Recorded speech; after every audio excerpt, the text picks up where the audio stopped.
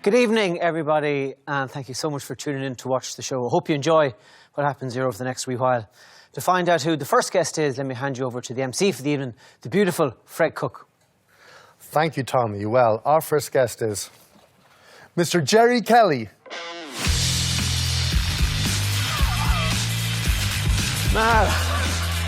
Jerry, how are you? I'm good, Tommy. How are you? Great. The Tom and Jerry Show. I was expecting your man from UTV to walk out. Well, you could have him or Sinn Féin Jerry Kelly or Jerry Kelly keep fit, stay fit. But tonight, it's the real Jerry Kelly, as we say in Cork. What do you do, Jerry Kelly? I'm retired. And what did you used to do? I used to be a teacher and a school principal. Yeah. And how did the people who were doing research for the show come across you? Because now I'm PP. I'm post-prostatectomy. So I did have prostate cancer after I retired. Oh, right. And I went through the whole process. And when I was finished it, people were asking me how was I finished the prostatectomy now. Yeah. And then I used to tell them bits and they said, you should write that down. So I said, don't tempt me. Yeah. And I ended up actually writing it all down in a little book called Prostate, Piddling and Passion. And the reason I chose those three words, the consultant's words were ringing in my head. Priority, cancer, continence and potence. Yeah. But, you know, the ordinary man doesn't talk like that. Yeah. So I thought, piddling, we all know what that is. Yeah. We all know what passion is, and we like a bit of both. Yeah. But not too much of the piddling anyway. Yeah. So when COVID restrictions lifted, my wife, she said, why don't you go down and get your NCT done now, your health check? I said, yeah, next week, no problem. Why don't you go down this week? I said, okay, I went down tomorrow. So had the bloods taken. I got a phone call to say your PSA count is high. Do people die from prostate cancer? You can. If it's not discovered in time and it makes its way out to other organs and the spine in particular, yes, you can die. And there are no symptoms? Well, you see, you can have symptoms, and if you do nothing about the symptoms, like some guys start off with piddling issues, right? Yeah. They can't start, or they go dribble and they have to go again with it. Do you know, I don't believe I had any of those symptoms. I was doing grand in that department. Yeah. They can have issues with potence. Yeah. And, yeah, again, I thought I was playing a stormer. You know, all good. And then this was a bolt, and I looked as good as I am now, you know, fit, you know. So the next thing anyway was to go to the urologist, and he said, right. And do you know that you're probably familiar with the digital rectal examination? Digital, it's not online, it's with your finger. No, it's not online because you wouldn't get a laptop up there, Tommy, or a mouse for that matter. Yeah, it would be finger. And then you see, it's never straightforward, is it? My GP's finger didn't detect any any distortion. My GP's finger? Yeah. Was it to do with the nature of the finger? No. Why reference the fact that it was your GP's finger that couldn't find? Because I'm going to tell you in a minute that the urologist's finger was no better or no worse. What I'm saying is the distortion wasn't finger side of my prostate. Do you understand? So it can bulge out towards the finger going up through the anus, or it may not. So as I'll probably tell you in a minute, I'll tell you now and get over it, my distortion was towards the piddle pipe, if you like, my cancer was. Even though I didn't mention cancer yet now through the test. But what I'm saying to you is, it's not so straightforward. You go and you have a high PSA and the doctor puts their finger in to check and say, oh yeah, there's trouble here with the prostate. Wasn't able to tell that from the finger test. So does that mean when, after you were fingered, so to speak, that the doctor might have said you're grand? No, the doctor would never be that silly to say you're grand. Okay. Because the PSA was high, the doctor would go belt and braces and send you further. And is there anything at all wise about men's attitude to their health, which is leave it? There is. Is there wisdom in that? Is there some sort of a kind of, if you hadn't got anything done, that your behaviour could have continued on for a while until things started to get, until you had no choice but to go down yourself? Maybe or maybe not. Okay. But Tommy, I wouldn't take that chance. Would you? I think there's something in me. There's something of the Leavitt in me for sure. Yeah, definitely. But and the fact that a lot of men have that, I'd be curious as to why we have it. Has your partner any influence over you? Would she let you leave it? No, and that's why I ended up getting it done. But I wonder, is there something that we? we don't know that we know when it comes to men's attitude towards health, you know. Are you talking about a gut feeling because it isn't far away? No, I'm talking about the thing of just, you know, not going for regular checkups. I'm not advocating it. I'm just asking the question, why do we do that? Why?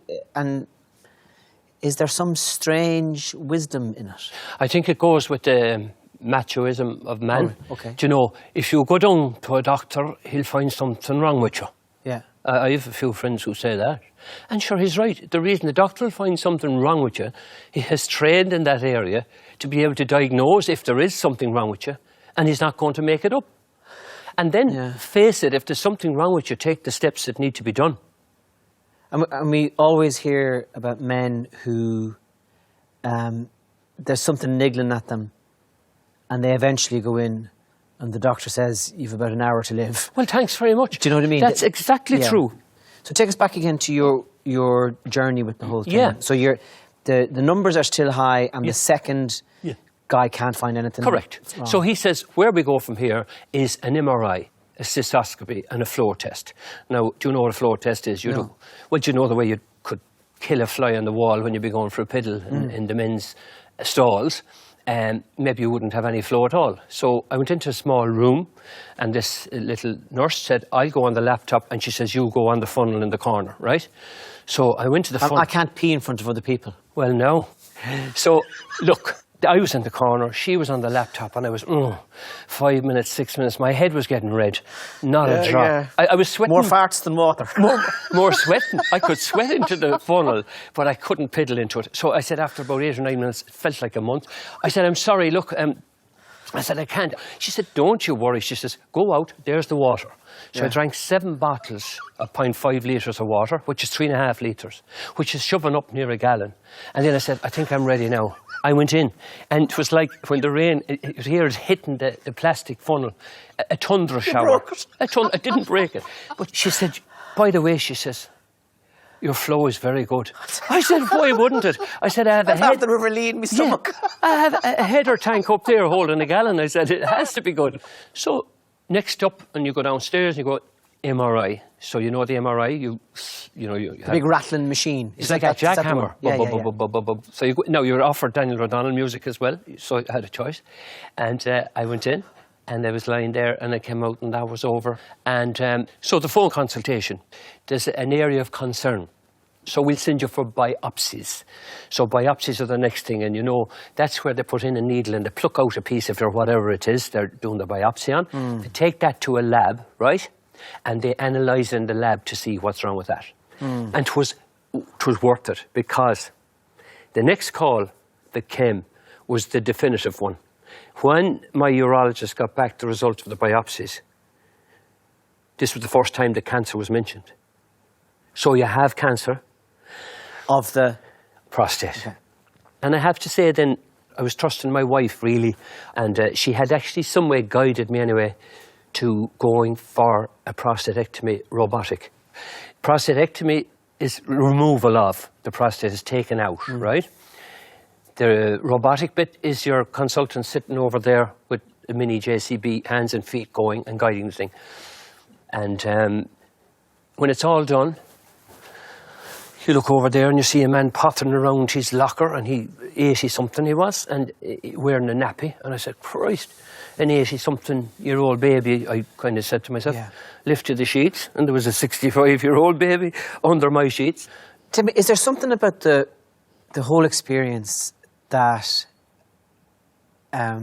forced you to be vulnerable? So it's kind of like, what you said earlier on about the kind of the macho man thing, and I'll work hard and I'll do this and I'll do that, and I'm not a great man for emotions, that somebody said to me one time. But something about this, because you're with the nappy and taking your trousers off and having doctors coming in and fiddle around with your backside and your willy and going at you. Is there something about being made to be vulnerable that you have appreciated? Yeah, I think so, yeah.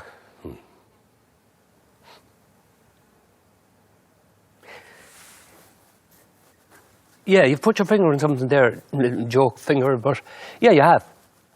And I think what I'm really impressed about is the fabulous support I would have at home from family and friends and that, and the medical staff as well, like outrageously helpful. And I suppose when you know, once a man, twice a child in some ways, but you know, you should look up as well as down. You know, you shouldn't be looking for improvement here drastically. You have 10 days to look forward to when you can get out the catheter. The good news then, you're throwing away nappies after a while. Well, the physiotherapist, could you imagine going to somebody else, Tommy, and saying... So hang on, so you're at home in the nappies as well? You're at home in the nappies, yeah, for a foreseeable while, yeah. And the nappies are in case... Oh, the nappies are because you will have leakage.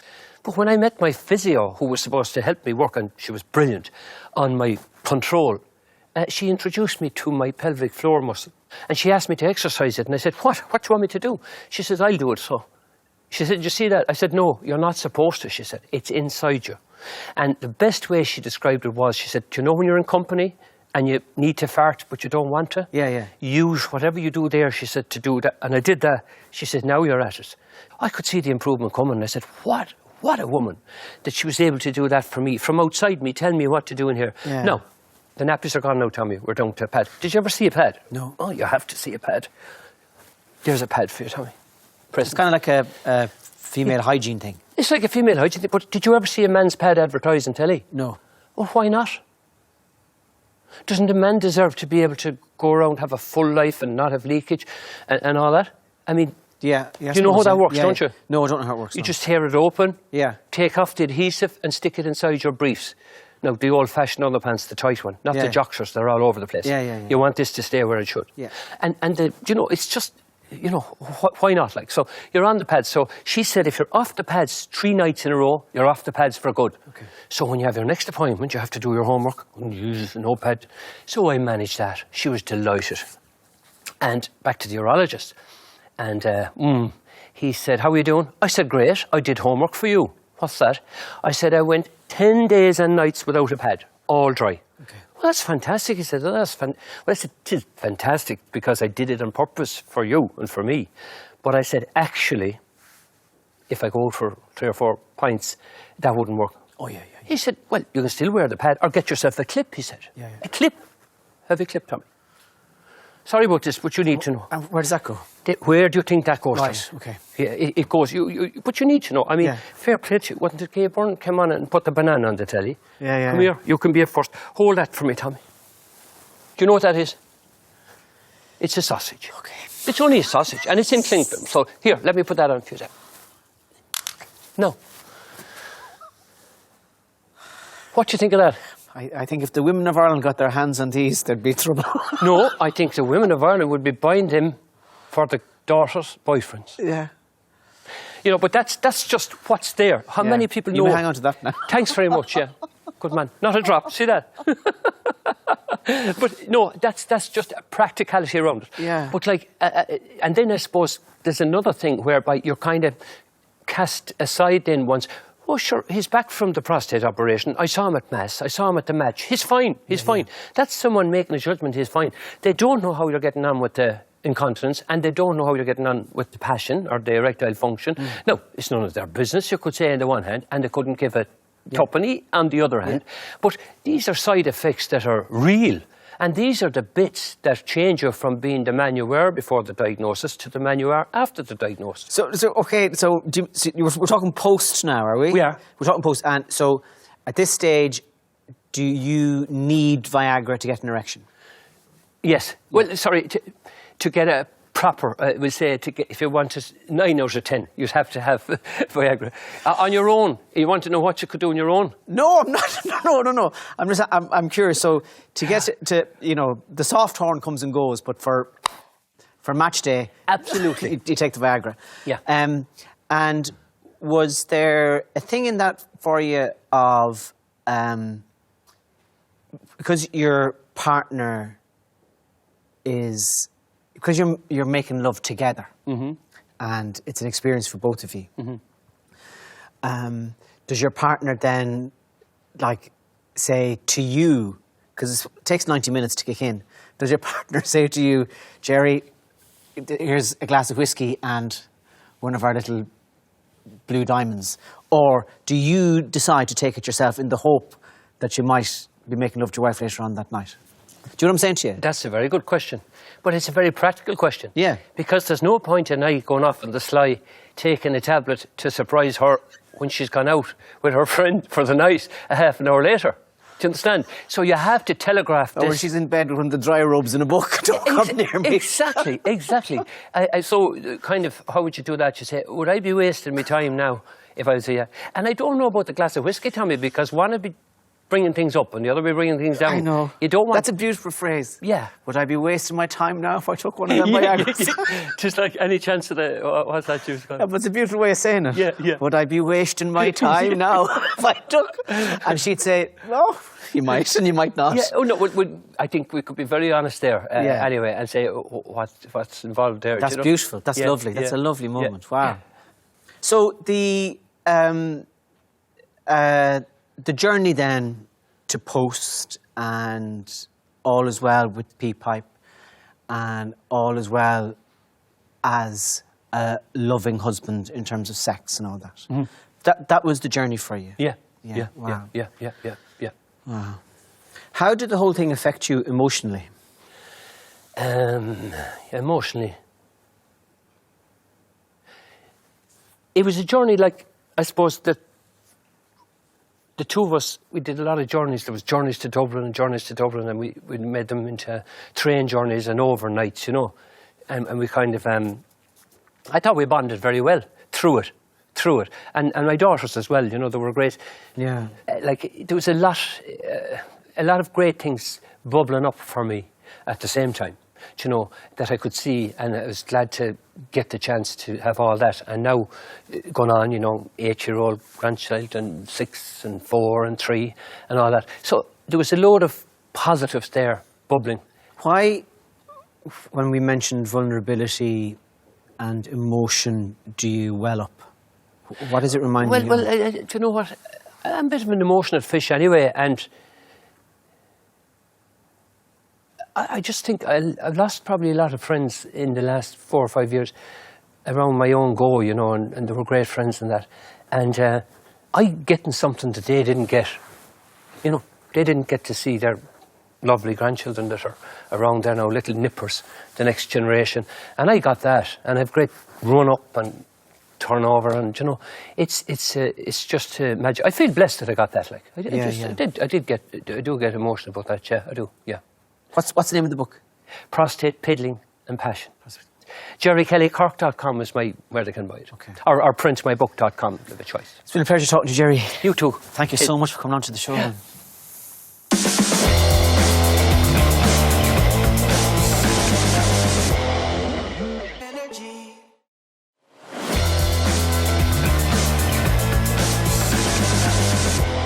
Welcome back to the second half, everybody.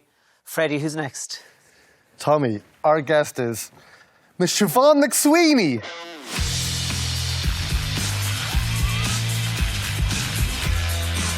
Hello. Hello. How are you getting on? You're clinging on like I'm a lifeboat. A Hello. beautiful surprise to see you. Wonderful to see you. This is the only way I can get to see you these days. How are you getting on? I'm grand. And what are you at? What am I at? You did the last I'd heard about you, apart from the pottery stuff, was the Happy Days. Now, how was that? That was, sure. I mean, I was thinking of you actually, because you're a big Beckett fan as well, aren't you? Yeah. It was the toughest thing I've ever done, and I buried both my parents. So for people who might know, Yeah. Could you tell us a bit about the play? It's about a woman. The curtains open and there's a woman up to her neck in a pile of... Now, in Galway, that wouldn't be your neck. in Cork either, but life has been tough. Up to her waist in a pile of sand. And as the play goes on, the sand gets higher, so at the very end it's just her neck.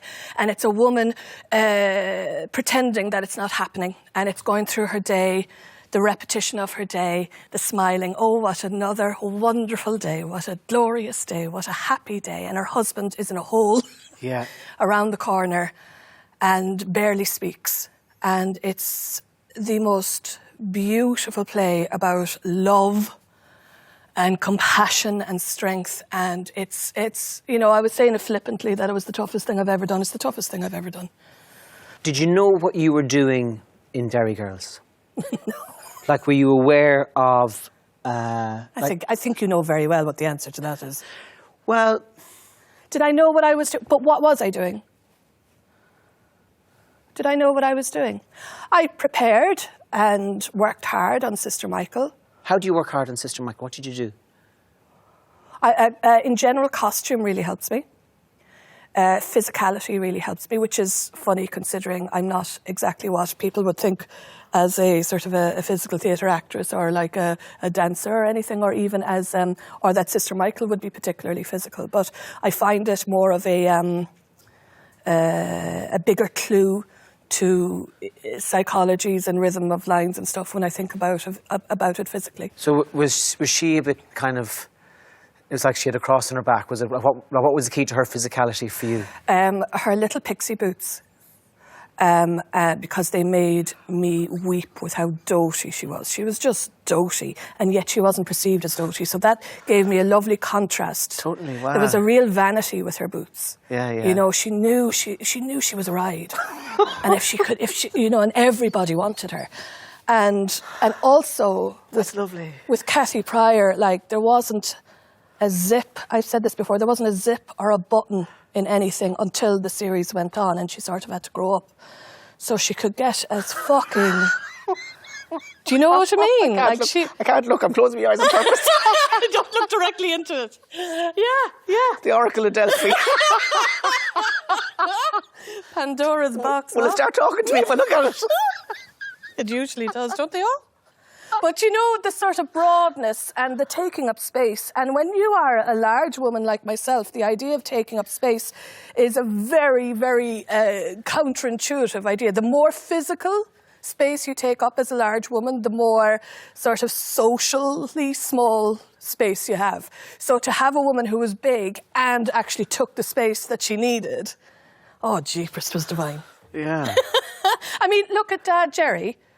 He didn't take up much space, you know, in any room that he took. Like there was there's a lot of physical clues, so you can get a lot of things there. And the thing with Sister Michael, what else did I work on with her? Like having her into country music really, really sparked a lot of stuff for me. Lisa being determined that she wasn't from the north, that she was from Cork. Yeah. That brought something to me. The fact of being an outsider, the fact of having an outside eye. Yeah, there's loads. But a lot of it was a sort of instinctive, you know. Why did you become an actress? Because I tried being a good girl and it didn't work. And it made me very sad. And and very low and very lost. And I really did try to not be an actor. I really tried. And in the end, I couldn't not be an actor. So can you talk me through that? I was, you know, I was good at school. I did my homework. I studied hard. I got into UCC. I did science because I was good at maths.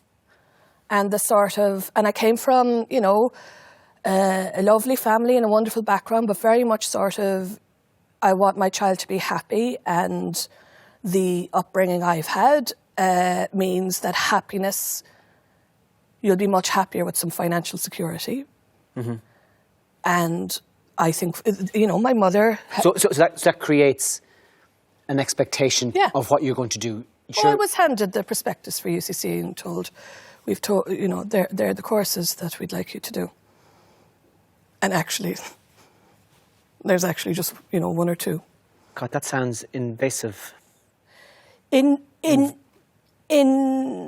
the time it felt it, yeah. Mm. But I understand it, and it was an act of love, and it came from a protection. I mean, how else? What else was I meant to do? You know, I was I was good at school. You go to university then, and you become part of the professional classes. That's the lie we're told in society. That's, that's the capitalist thing. We're always meant to be aspiring, If you work hard, pull yourself up by your bootstraps without realising that every fucker wants to be middle class. That's the aspiration. Yeah.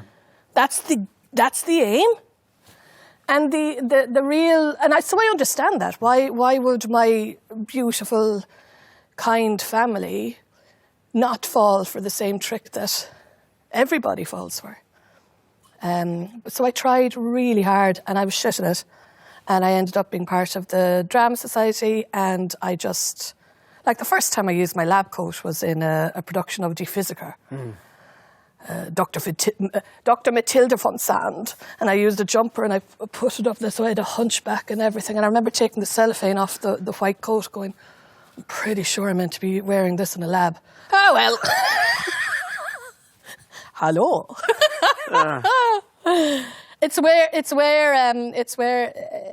It's wrapped up in happiness, and it's wrapped up in being a team, theatre and being an actor. What kind of stuff do you get offered now? A lot of strict stuff. A lot of... So echoes of Sister Michael? Yeah, which is a pity. Because there's only one Sister Michael, and to reduce her also to being sort of strict is not... Yeah. It's not sort of getting the picture either. Theatre as usual is far more interesting. Yeah. What are you working on at the minute? Or what's going on? Right now, so Pottery Throwdown is on at the moment. That's on telly. Why are you doing that? I haven't seen it now, but why are you doing that? Two reasons. First, they asked me, and they asked me, and it was during lockdown, and I was going mad, and they said, "Do you want to come out to the countryside?" Because I was pots. I love pots. I wake up in the morning and I just hug a jug. And secondly, I really like it, and it's not. And I think it's not because I try to be a presenter. It's because I love having the chats with people, and I love seeing what they do, and I'm very nosy, and it's a lovely thing to do. It's a really lovely.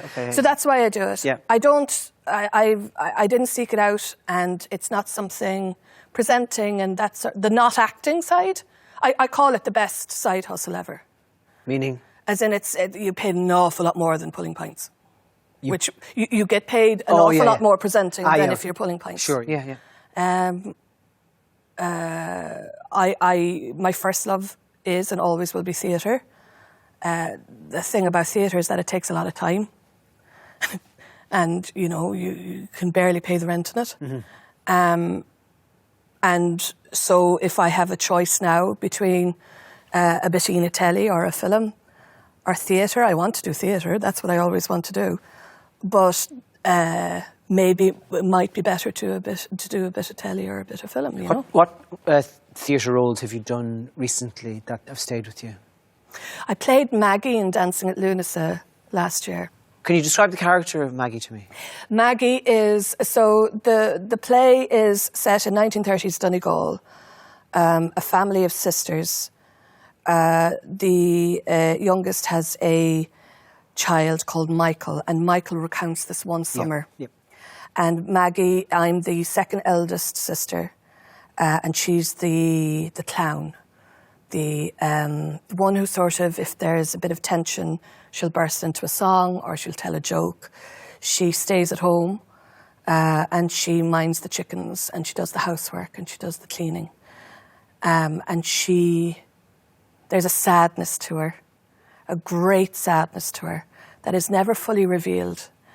And I have already played this role before, at least a decade ago, and I will play her again at least a decade from now. And that sadness changes each time. I can't wait to find out what the sadness is in a decade. Yeah. And she's it's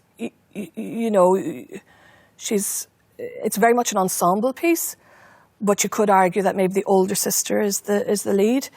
And the older sister is a very wound up sort of the breadwinner, the schoolmistress, trying to keep it all together, the cracks, has to sacrifice an awful lot.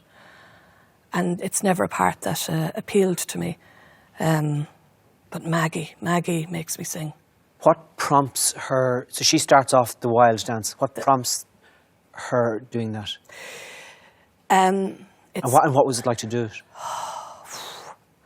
It's an act of rebellion. It's like a battle cry. It's this, the way that Friel describes it in the stage directions is that with, a yelp, and the boots are stomping, and she never ties her shoelaces, and the shoelaces are going mad and everything. And she's making bread, so she puts flour all over her face.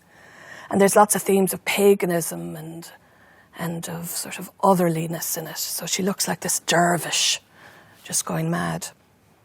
And what prompts it is the great sadness. And it's an act of resilience. It's a triumphant act of resilience. She flings her hands up and she dances. And the sisters are like, cop on, you're making an Egypt of yourself. And they try to continue. And they join in. One joins in and she's like, brilliant. And they go dancing. And then the other joins in. And then at the very last, Kate can't even look at them. Come on, Kate, come on. No. And Kate removes herself from the kitchen, this claustrophobic kitchen where these women are living. And she goes out to the garden and she dances alone, unseen. Isn't it wonderful to have that pure human, triumphant, rebellious gesture with no words? It's nice to be able to express that life without having to actually live it. Yeah. That's the main reason I wanted to be an actor, to live as many lives as I can and to speak the best words that have ever been spoken.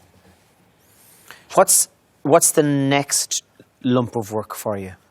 Are you is Pottery, probably. So pottery, and then so the rest of the year, God knows. Yeah, I'm doing a bit of filming at the end of this month, a comedy pilot, very funny, and waiting to see if that gets picked up. And I wrote something and filmed it, and that's coming out later on in the year. That's like farting just as you're leaving a room. I mean, I've done that as well. That's like, okay, good luck to you now. And then you're out the door. People are going, did she fart? Yeah. So at the end of the interview, you're saying, oh, and I just wrote something. Yeah, I know. Where might we see that?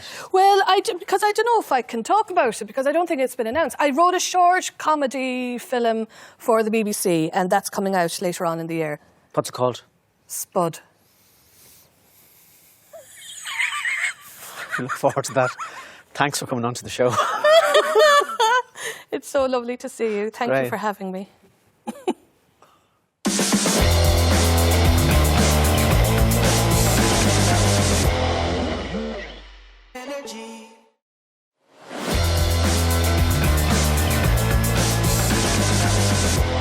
Welcome back to the third half, everybody. Freddie, who's next? Tommy, our next guest is Mr. David Keown.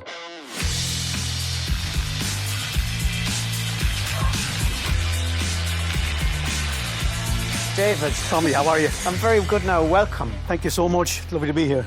Where are you from? I'm from Waterford. What's in your hand? What's in your hand? I'll show you that in a second. Okay. It's a map. Of- So what I've been on is, like, first of all, I'm just an ordinary working man. I'm working in a shop for the past 20 years. Yeah. But on the weekends, I've managed to bring back and uncover an entire lost history of strength on this island. History of? Strength, namely lifting stones. Stones of strength plucked near it. Oh, yeah. The lifting stones of the nation. And What does that mean? yeah, so what they are is, did you ever hear of the lifting stones in Scotland or in Iceland? Vaguely. Yeah. So what they were is, these stones were like rites of passage stones for men, from boyhood to manhood, or from manhood to a warrior. You have to be strong enough to lift one of these clock-neart lifting stones Yeah. in the villages in Scotland. So they weighed anything from like 100 kilos, about 120 kilos. And every glen and every clan in Scotland had its own rite of passage stone. What would that be in stone? In stones, I suppose, in pounds, you're probably talking about 220 pounds. Whatever that is in stones, I'm not sure. What about 14? Something about that, yeah. Heavy enough, you know. So you're like, that's what I got to be heavy enough. Awful heavy. Roll either, exactly. So it's just been an incredible adventure. So like I found that there was ones in Scotland, and there were these in Iceland, and they all had this culture of strength, deeply ingrained through their folklore and their mythologies. And I just thought this was fascinating, you know, that men had these, or boys had these rites of passage, that they have to lift this stone to then become a man and then get all, you know, all the rights. Do you know what's fascinating as you're talking now, after having spoken with Jerry and his adventure into weakness Yes. and vulnerability, and now you're talking about The opposite. an adventure into strength. Exactly. Yeah. You So know. tell us more. So, like I said, to become a man, you had to lift this stone. Or also to become a warrior, you had to lift a stone. Like the warrior or a chieftain's, typically like a bodyguard of a chieftain or a fief lord. You had to be able to lift a certain stone. Because it means you were strong enough, it means you were fit enough, it means you were virile enough to be a warrior, you know. But what fascinated me, Tommy, was there's a stone in Glenlyon in Scotland called the Fina stone, right? So this stone was, through folklore, and it's actually a Scottish listed monument, that Fina warriors used to lift this stone to become a part of the tribe. So immediately I found this, I had to go lift this thing. I had to go find it. I had to go lift it. I had to get my hands on it, because I was like, you're telling me that lads lifted that 1,500 years ago, like, to become a Fina warrior. So it just stirred something inside me. So I trained for about 6 months. I'm training about 10 years or 12 years in gym work, you know. But I trained specifically lifting stones for 6 months. And we travelled over to Scotland. And we lifted 14 of those lifting stones in a weekend. And then we lifted the Fina stone. And it was just an incredible moment. And then when I lifted that stone, I was like, Scotland has a huge culture of stone lifting. Iceland has a huge culture of stone lifting. And we're in the middle. Where's our culture of stone lifting, you know? So I started my journey then of looking for the Irish lifting stones, or the culture of lifting stones in Ireland, when I came home from that, which is about 2.5 years ago. Why do you think you're so caught up in it? I think because, like, it's kind of a weird world we're living in now, you know? Everything's getting very homogenous. We're losing a sense of who we are. I think we've sacrificed depth for breadth, for width. We're losing That could touch. almost sound racist. No, not in any way racist. Tommy, not in any way So racist. you're not saying that we sacrificed the depth of Irish culture for the breadth of many cultures? Not at all. No, I'm saying that we've gone and travelled all the way around the world, but we've forgotten our own culture and who we are, you know. And I think having something like a stone or like a mythology can root you in place, especially for younger people growing up now, because, like I said, we've lost contact with the land, and we've lost contact with kind of who we are a little bit, you know what I mean? And I thought these rites of passage had a beauty to them, that, you know, to become a part of the clan, or to become a part of the village. Why did it affect you so much when you lifted the big one? The one in the Fina In one. Scotland, yeah. Purely, I think, because it was that mythological and reality bridge. This is a part of our folklore and our mythology. And I just couldn't believe that this stone was attached to the Fina. You know, I was like, it blew me mind that it was the Fina attachment, because of the way we were brought up as kids with all these stories. Yeah, I just found it fascinating, you know. And the fact that it's part of our art and part of our culture. You know, I mean, there's a very, very famous story written by Liam O'Flaherty. I'm sure you know Liam O'Flaherty. Yeah. And he wrote a story called The Stone. And you're talking about a man and weakness. This is a wonderful tale. It's only a 10-page story. And it's about an old man in his dotage. He's in his 80s. And he's remembering the greatest day of his life, he says in the story, was lifting the testing stone of the village in Inishmore. And he was at a wedding, and they were drinking and carousing, and they were there all night. And someone said, let's go down to the testing stone of the village and see who's the strongest here. So they all went down, and all the women came with them. And this man out of all of them could pick the stone up to his chest. And he remembers how incredible that felt. He said the shout from the villagers on that day, he could still hear it in his mind 50 years later. So it's like, that's a wonderful tale. I just thought it was beautiful. And then I started reading up about the island and there was like, there's a stone of strength on the island. There's a testing stone in the village on Inishmore. It's like, hold on a second, are these two things correlated? So I was reading through old Reddit threads 10 years ago, and there was a woman called Fiona. She said, I live in Gortnacoppet, down towards Port Vale on Doon. And she said, the stone that Liam O'Flaherty wrote about is on the pathway there. It's not fiction, he wrote about a real stone. I hope this helps somebody. And this is a 10-year-old Reddit thread. So that weekend I headed off to Rossaville. So I was walking down this pathway, and there, on the right-hand side, I saw this round pink granite boulder sitting in a little patch of grass by itself. I was like, that's the lifting stone that Liam O'Flaherty wrote about. So we went down, we found that stone, I couldn't lift it. It was just too heavy.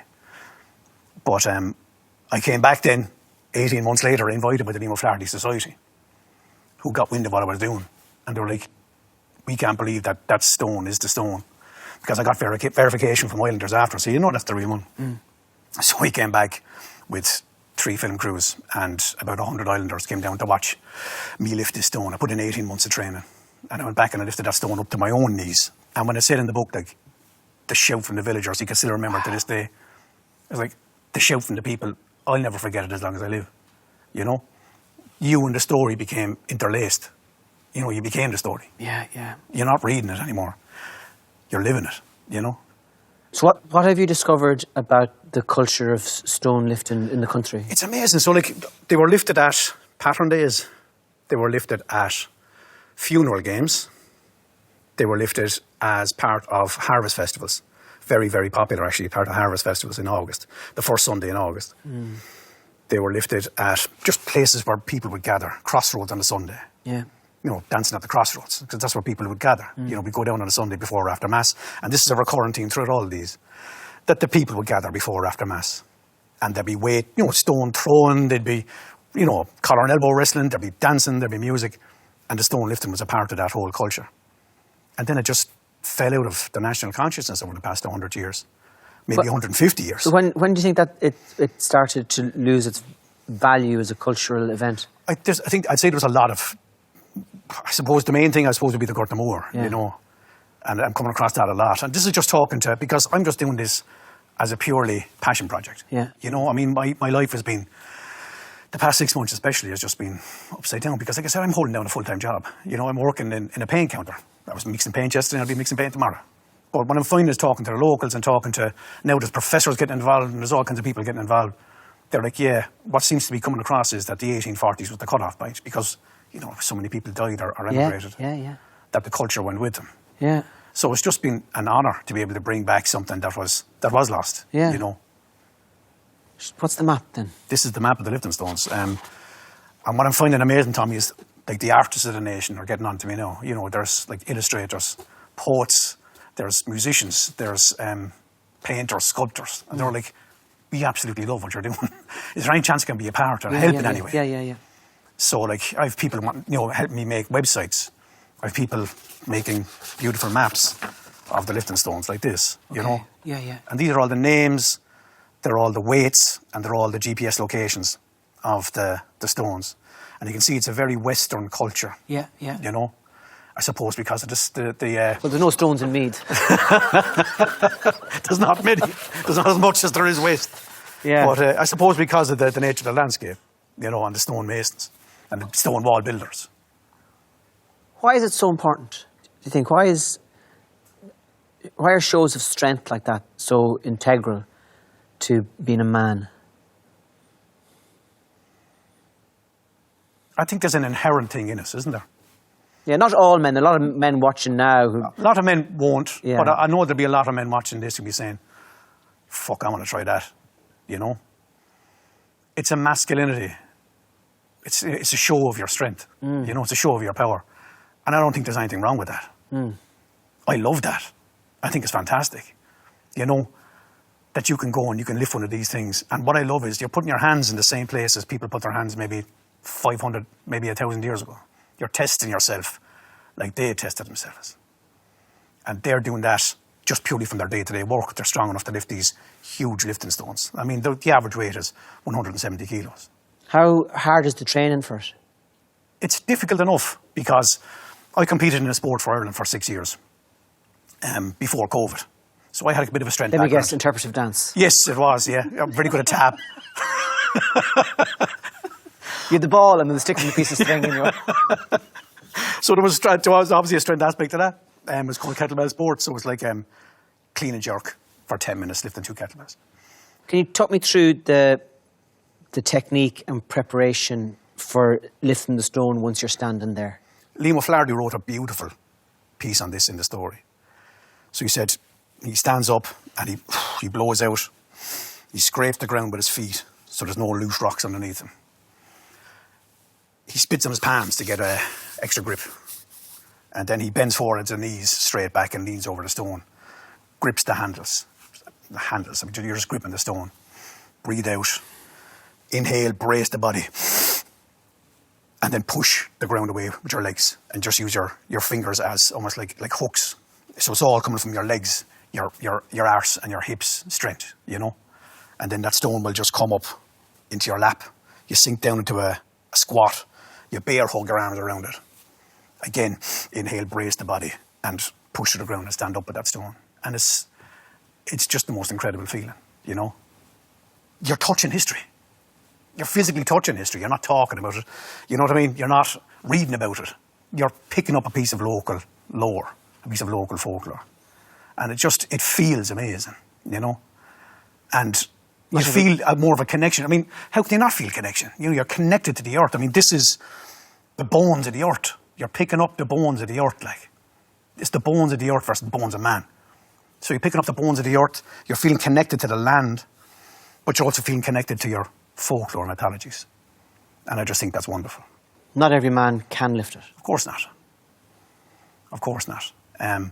But it's not just, and I know I'm talking about men a lot here, but it's not just a man's foray. There was women lifting stones in Ireland as well. So, like, it was very much a part. Well, women's great test of strength is putting up with men. Well, imagine my wife. You know what I mean? I'm there in the morning, I'm fucking off up to Mayo at 4 o'clock in the morning, like. I'm talking about stones. She's like, what the hell are you talking about? Just stones at the back. Yeah, but they're not special stones. But there's women's lifting stones as well. They were lifted at the funeral games. There's a beautiful set of stones in Faha Graveyard in County Clare. You cluck the man and cluck the fair. See, the man's lifting stone and the woman's lifting stone. And whoever lifted it the highest on the day got great social status, you were more respected. Yeah. And in these times where there's no mechanical aids, I mean, I suppose to be strong was very important. When you're talking about it, say the Liam O'Flaherty story, and that it sounds, say, 150 years ago that it could happen of an evening at a funeral or, you know, some sort of festival day. Was it always that kind of habitual, or would there have been rituals around it? Like it can only be lifted on a certain day. 8 men get to try it. And all that kind There's ritual attached to the one, and I just thought it was wonderful that this is a fully Ireland, like a fully island of Ireland practice. Like I found 2 lifting stones up the north. I found one in Tyrone and one in County Derry. And the one in Tyrone was only lifted on Scalp Sunday, they called it. So Scalp Sunday was Blaeberry Sunday. So that was the first Sunday in August. They would go up, ascend to mountaintops or ascend to hilltops. They'd go up to the top of this hill. They'd pick the blueberries, the wild blueberries, and they'd have this local games. But the highlight of the day was lifting the scalp stone. And it was only lifted on that day. So they said to get the wind under that stone, which I think is a beautiful phrase, to get the wind under it, you were a hero. But if you could smiggy, if you could chin it, you were a legend. So I just loved that. That was only lifted on A, the one day of the year, and B, if you could chin it. And we did. We went up. I invited some of my friends from Scotland over because it was like the bridge between this predominantly Western culture and the Scottish culture. Yeah. So I invited some Scottish friends over. They were all kilted up. They came over, and we lifted that stone together with all the villagers. Is there any talk of the heaviest stone on the island?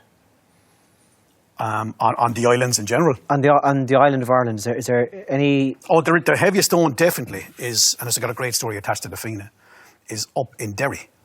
It's a stone called the Sephine stone, and Sephine literally means sea fin, seat of Fionn. So it's Fionn McCool's seat. So the legend behind this stone was it was thrown by Fionn McCool from a mountaintop onto the top of this hill. And the local chieftains used to be coronated at this stone. Because it was touched by Fionn, it was magical. And it's about that height and about that thick. So they call it Fionn's finger stone. So we weighed it and it weighs 276 kilos. And the lift was to hug it and just break it off the ground. So we did that. You got it up? We did. Good man. With the camera crew. Good man. It's powerful stuff. It's incredible, Tommy, and it's an absolute honour to be doing it, you know? Yeah. It's an absolute honour as a normal man. Because I don't know, I'll be back, it doesn't go out, and I'll be back at work and I'm like, what? But like, yeah, people who know, know. Yeah. And now hopefully more people will know, and they will go down and if anyone has any stories, like, let me know. Or if anyone wants to go down and meet and lift these stones, and I know you're in Galway, if you ever want to come out and see one. No, what am I saying? I wouldn't be able to lift one. We won't get into that too much. No, I got the dig there, yeah. I got the dig, yeah. We're going lifting stones. Tommy, can you drive? Oh, I know. I'd love to have you along. Where can people find out about what you do? I suppose where I'm mainly known online is I'm known as Indiana Stones on Instagram. Okay. So hit me up as Indiana Stones on Instagram. And if anyone's any information, wants to send me a message, or just wants to have a chat about this, I'd love to, you know. Brilliant. David, thank you so much. Absolute honour. Massimo. Thanks a million.